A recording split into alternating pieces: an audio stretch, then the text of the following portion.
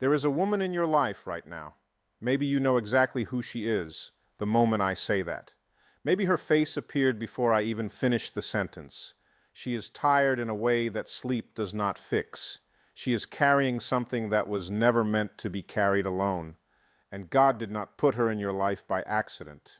He put her there because you are the one He chose to show up for her. This is not a coincidence that you are watching this right now. This is a call. And chosen one, it is time to answer it. Number one, God places certain people in a chosen one's path on purpose, and this woman is one of them. Nothing in the life of a chosen one is accidental. The encounters, the connections, the people who appear at specific moments carrying specific needs, they are not random. They are ordered, placed with precision by a God who sees the full picture of every life involved and who understands, in ways that human logic cannot fully access, exactly which chosen one has been equipped to show up for which person at which moment. This woman did not find her way into your awareness, your life, your thoughts, or your heart by chance.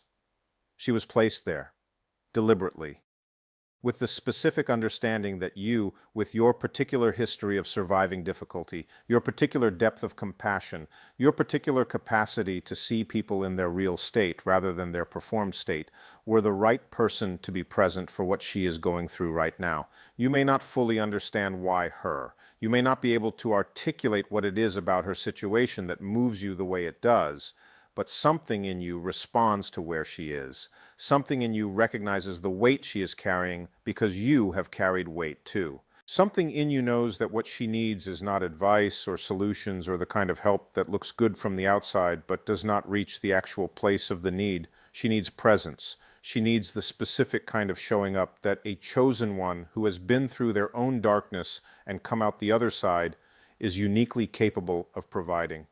God does not assign chosen ones to comfortable assignments. He assigns them to the ones that require everything they have developed through everything they have survived. This woman is your assignment in this season, not because you are the only person in the world who could help, but because you are the one He specifically prepared, positioned, and is now calling. The question is not whether you are equipped. You are.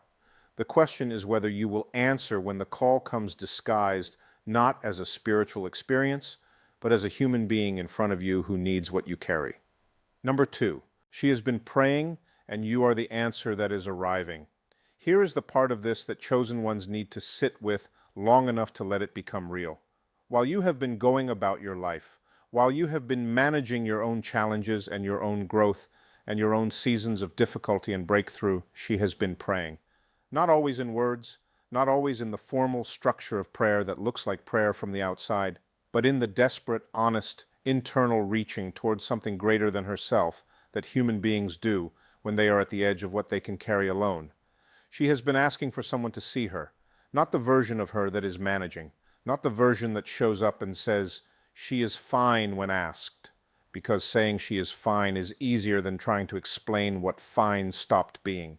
The real version, the one that is exhausted, the one that is questioning things she has never questioned before. The one that is wondering whether things will ever shift or whether this is simply what her life is and whether she should stop hoping for something different. She has been asking for someone who will not flinch at the real answer to how she is doing, someone whose presence communicates that there is room for the truth, that the truth will not be too much, that she does not have to perform okay for the sake of the person asking. Someone who has been in their own darkness and whose being on the other side of it communicates something that words cannot, that it is possible to come through, that the season of heaviness is not permanent, that the weight she is carrying right now is not the permanent condition of her life. Chosen one, you are that answer, not because you are perfect or because you have all the right things to say, or because your own journey has been without its complications. Because you have been through enough to be genuinely present with someone who is in the middle of going through something, because your experience of surviving the unsurvivable has given you something that the untested cannot offer, a presence that does not panic at the depth of her pain because you have known depth yourself. When God answers prayers, He often does it through people. He does it through the chosen ones who said yes to the call before they fully understood what the call was asking of them. You are the answer to her prayer, and the moment you show up fully, she will feel it. Not because you said the right thing, because God sent the right person. Number 3, the chosen one who shows up for others is the one whose own breakthrough accelerates. There is a spiritual principle that operates in the life of chosen ones that is counterintuitive to the way the world thinks about resource management. The world says, take care of yourself first, protect your energy. Give from your overflow and not from your need. And while there is wisdom in the principle of sustainability, there is a deeper truth operating in the divine economy that the world's logic does not capture. When a chosen one steps out of their own season of difficulty to show up for someone who needs them, something happens in the spiritual realm that is not visible immediately but is absolutely real. The act of choosing someone else's need in a moment when you have your own needs creates a movement in the heavens on your behalf that waiting for your circumstances to improve first would not create. It is the widow's oil that multiplied because it was poured out. It is the bread that fed thousands because it was offered rather than kept. It is the divine principle that giving from where you are, not where you wish you were, is the activation of the provision you need.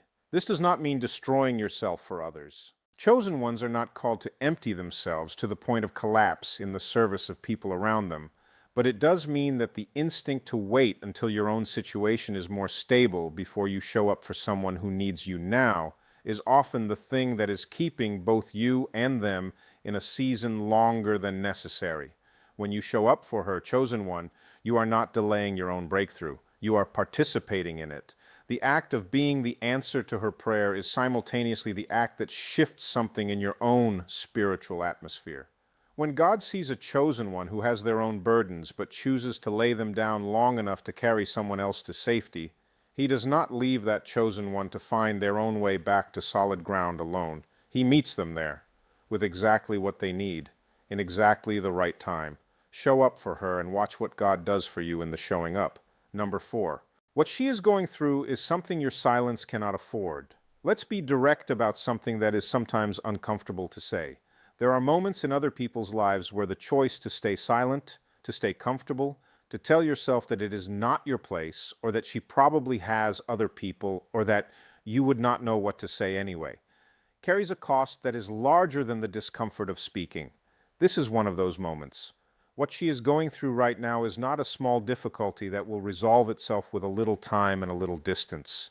It is the kind of season that determines trajectories, the kind that, depending on whether the right presence arrives or does not arrive, can send a life in a fundamentally different direction.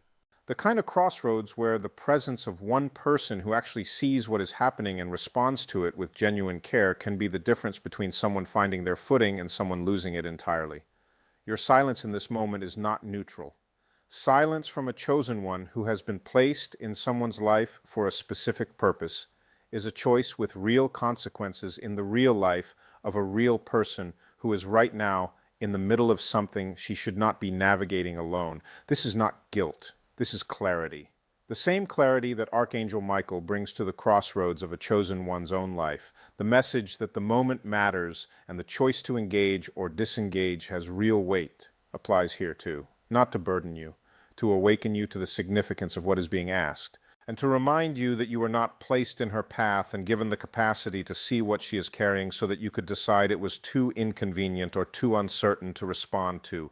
God gave you eyes that see what others miss. He gave you a heart that responds to what others walk past. He gave you the experience that makes you capable of genuine presence rather than performance when someone is in pain. Those gifts were not given for your private benefit alone. They were given for moments exactly like this one. Show up for her. Your silence cannot afford this moment. Number 5, she does not need you to have the answers. She needs you to stay. This is the most important practical truth in this message. The chosen one who does not show up for someone who needs them often tells themselves a story about why. The story usually involves not knowing what to say, not knowing how to help, not having the experience or the expertise or the wisdom to actually make a difference in something this significant, feeling inadequate to the size of what she is facing. Chosen one, she is not asking you for answers. She is asking, in the silent language of someone who has been carrying something alone for too long, for someone to stay. To not leave when the conversation gets real, to not deflect when she shares something that is uncomfortable, to not offer a spiritual platitude and a change of subject. when what she needs is someone who can sit with her in the reality of what her life looks like right now without flinching and without fixing and without rushing her toward a resolution that she is not ready for yet. Staying is the hardest thing, and staying is the thing that matters most. The person who shows up and stays is not the one with the perfect words. It is the one who is still there after the perfect words ran out, the one who does not leave when it gets heavy, the one whose presence communicates without a single syllable that she is worth staying for, that her pain is not too much, that the mess of her current reality is not a reason to exit, that she is seen and she is not alone, and she is loved in the real, practical, inconvenient, costly way that changes people. You have been that person for yourself in your own difficult seasons. You have stayed with yourself when things were dark. You have chosen not to abandon yourself even when the darkness made everything uncertain. That same quality that allowed you to stay with yourself is the quality that is now being called to stay with her. You do not need to know what to say. You need to know how to stay. And chosen one, you already know how. Number 6, God chose you for her because of what you survived, not in spite of it. The most powerful thing you bring to her situation is not your strength, it is your scars. Not because suffering is to be glorified or because pain is the only credential that matters, but because the specific thing she needs from you right now is not the presence of someone who has never been in a dark place. It is the presence of someone who has been in one and came out the other side with their faith and their wholeness and their capacity for joy intact. You survived things that were not supposed to be survivable. You came through seasons that were dark enough that the light at the end was not visible for a long time. You held on in moments when the logical conclusion of the circumstances was that holding on was not possible. And you made it, not unchanged, not without being marked by what you went through, but through. You are on the other side of something that once looked like a wall and turned out to be a door. She needs someone who has been through a door, not someone who can describe doors theoretically. Not someone who can quote things about doors from a position of comfort. Someone who knows what it feels like to stand in front of something that looks like it will not open, and to discover on the other side of choosing to push anyway that it does open, and what is on the other side is worth everything the pushing cost. God did not waste your suffering. He did not put you through what you went through as a random feature of a chaotic universe. He allowed you to go through it with the full knowledge that the going through would produce in you something that would be needed by someone who had not gone through it yet. She is that someone. And your survival is the gift that is being called to show up for her right now. Do not minimize what you carry because it was hard to carry. Let it be exactly what it is. The evidence that survival is possible. The proof that God does not leave his chosen ones in the dark forever. The living testimony that she is looking at when she looks at you, and she needs to see it fully. Number 7, the woman you show up for today may be the reason someone shows up for you tomorrow.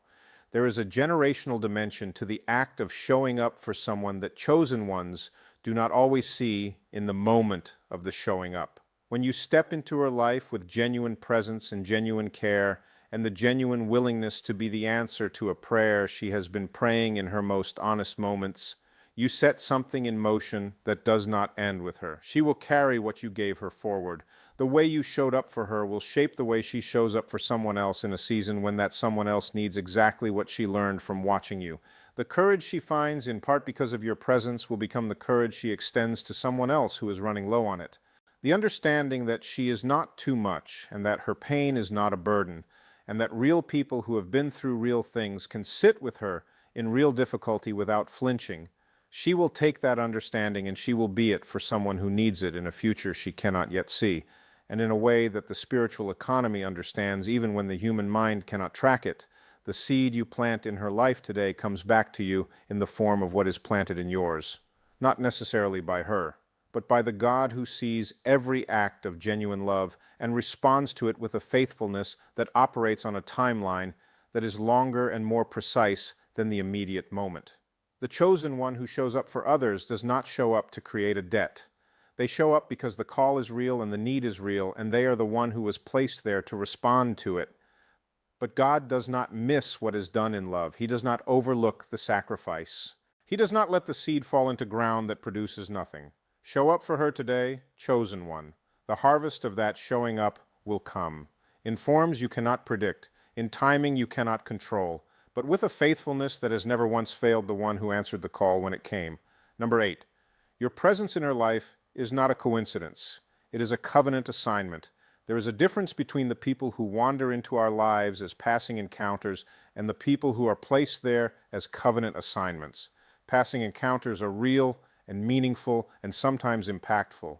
But covenant assignments are different in their nature. They carry a weight of intentionality that is not present in the casual crossing of paths. They are ordered by a God who is orchestrating something specific in both lives involved and who places the chosen one in the path of the one they are called to with the same precision he uses for everything else in the life of a person he is actively directing. You know the difference in your spirit. You have felt it with her. The sense that this is not just a regular relationship or a regular situation. The sense that something about the way she came into your awareness or your life or your thoughts carries a quality that is different from the ordinary. The sense that walking away from this, deciding it is not your responsibility or your calling or your place, would not be the neutral decision it might appear to be from the outside. That sense is discernment. It is the spiritual awareness of a chosen one who has been trained through their own seasons of divine encounter to recognize when something carries the signature of heaven's orchestration. And what you are sensing is real. This is not just a person in front of you. This is a covenant assignment, a specific and intentional placement that God made with full knowledge of both who you are and what she needs, and the particular fit between those two realities. Covenant assignments do not expire because they become inconvenient. They do not dissolve because fulfilling them costs something. They do not transfer to someone else simply because another person might also be capable of showing up. They were given to you. And the fulfilling of them is both your responsibility and your honor as a chosen one who has said yes to the call on their life. Honor this assignment, chosen one, not out of obligation, out of the understanding that what God has ordered is worth the full weight of the yes you bring to it.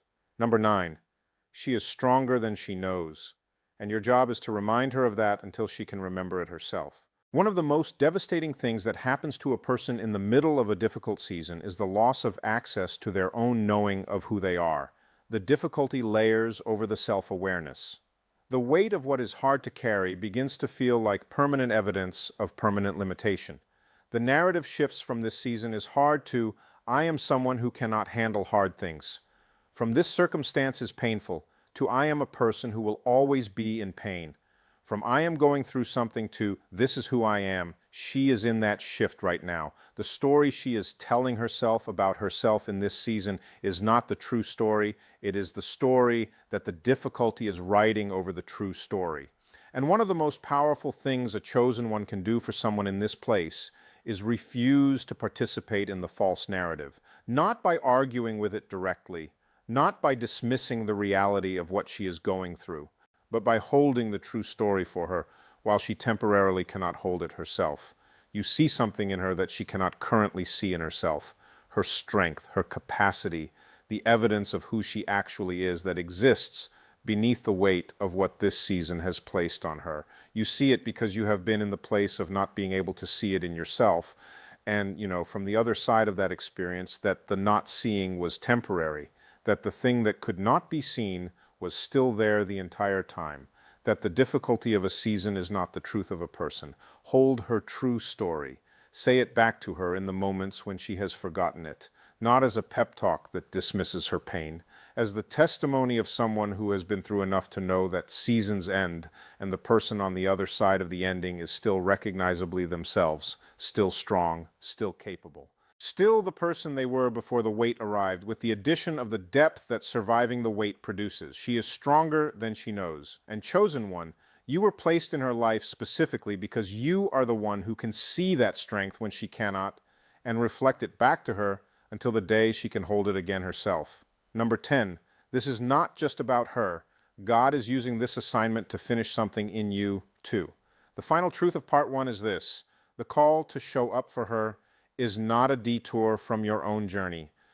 It is the next step of it, because God does not issue assignments to chosen ones that are solely about the person being helped.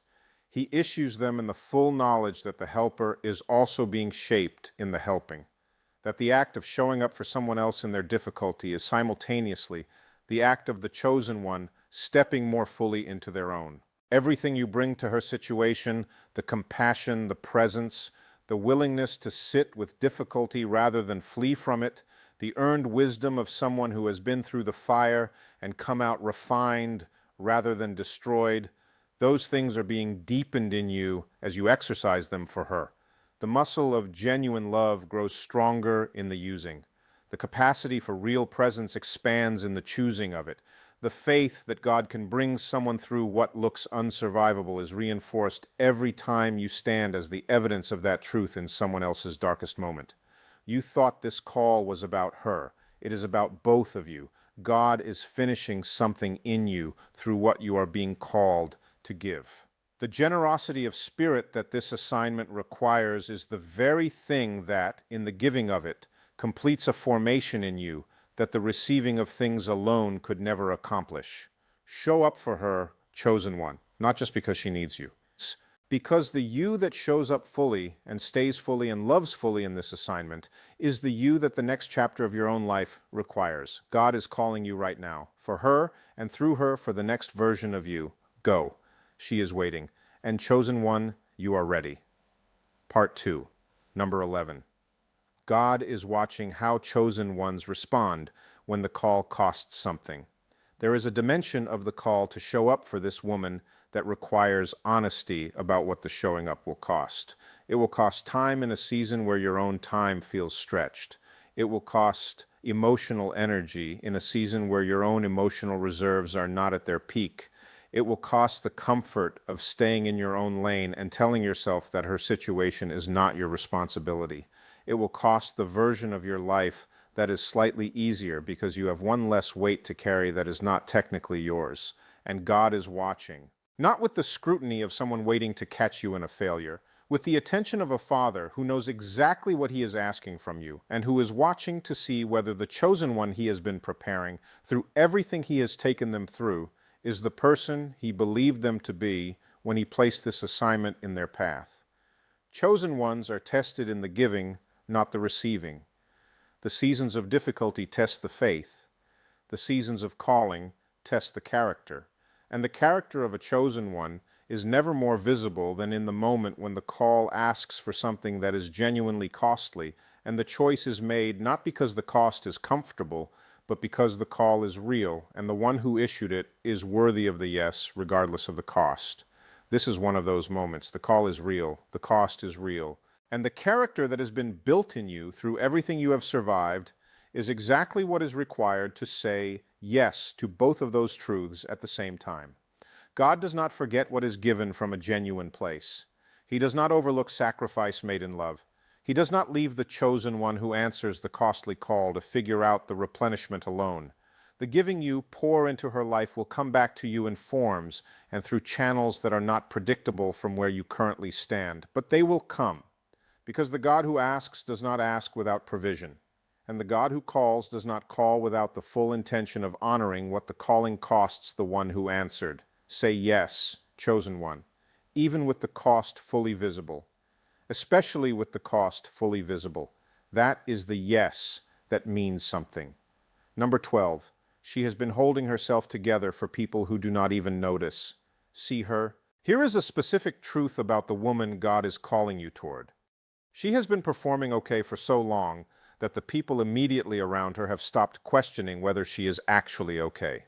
She learned at some point in this season, or perhaps in seasons before it, that the real answer to how she is doing makes people uncomfortable, that the full weight of what she is carrying is more than most people in her life are equipped to hold with her, and so she learned to manage the presentation, to show the version that does not alarm anyone, to be strong in the spaces where strength is expected, and to do the actual falling apart in private, in moments when no one is watching.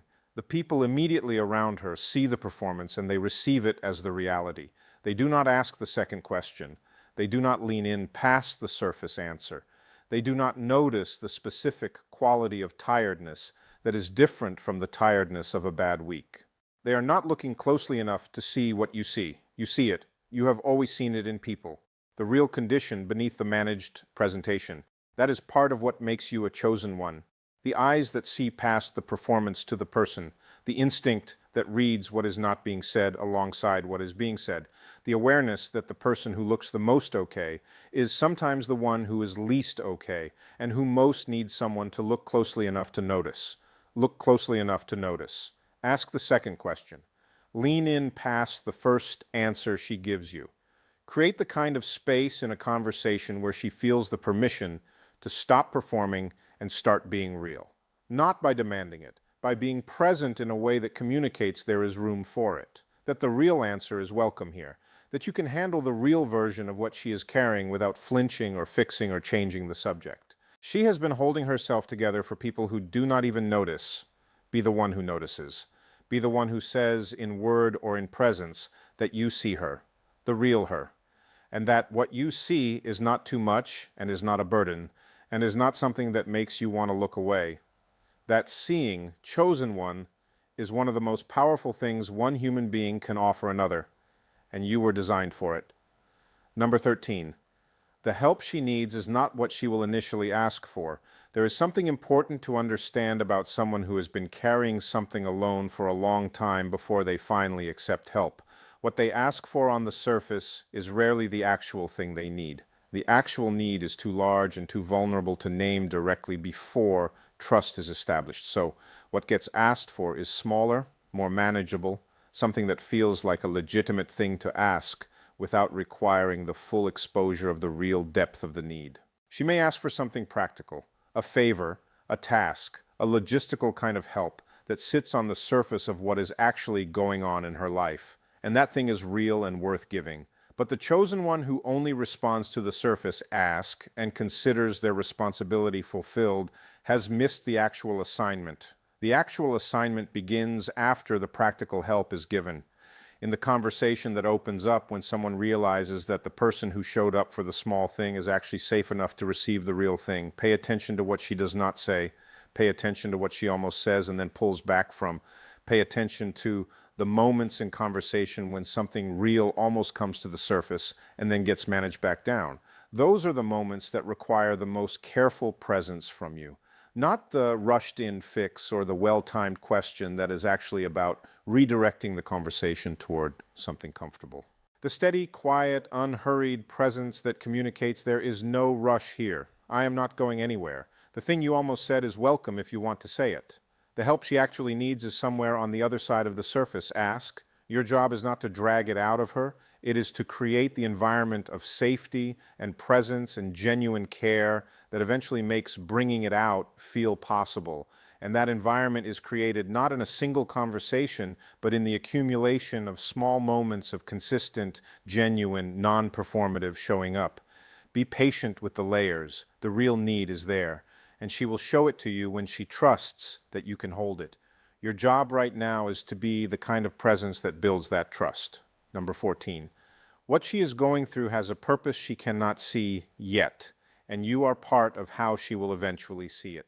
Every chosen one who has been through a dark season knows something that is only available from the other side of it. The purpose becomes visible in retrospect in a way that it was invisible during. The things that were happening in the middle of the darkness that looked like only loss and only pain and only the cruelty of circumstance, when seen from the other side, reveal themselves as the exact things that were producing in that person what the next chapter of their life required. She's in the middle right now. She cannot see from the other side. She cannot access the retrospective clarity that would show her that what looks like only suffering is also formation, that what looks like only loss is also the clearing of something that needed to be cleared, that what looks